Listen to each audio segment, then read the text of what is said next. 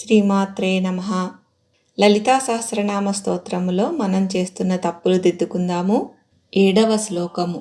నవచంపక పుష్పాభనాసాదండ విరాజిత తారాకాంతి తిరస్కారి నాసాభరణ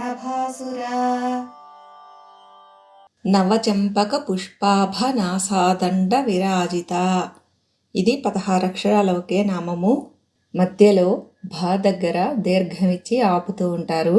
నవచంపక పుష్పాభ నాసాదండ విరాజిత.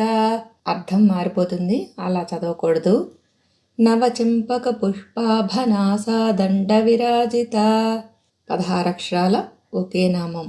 ఈ నామానికి అర్థం ఏమిటంటే నూతనముగా అంటే అప్పుడే వికసించిన సంపెంగ పుష్పము వంటి నాసాదండముతో ప్రకాశిస్తున్నది అమ్మవారు అని. నవచంపక పుష్పాభనాసాదండ విరాజిత తారాకాంతి తిరస్కారి నాసాభరణ తారాకాంతి తిరస్కారి నాసాభరణ భాసుర. ఇది కూడా 16 అక్షరాల ఒకే నామము.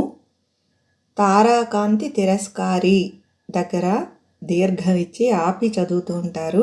దానివల్ల కూడా అర్థం మారిపోతూ ఉంటుంది. తారాకాంతి తిరస్కారి నాసాభరణ భాసుర అని చదువుతుంటారు, అలా చదవరాదు. తారాకాంతి తిరస్కారి నాసాభరణ భాసుర అలా ఒకే నామంలా చదువుకోవాలి.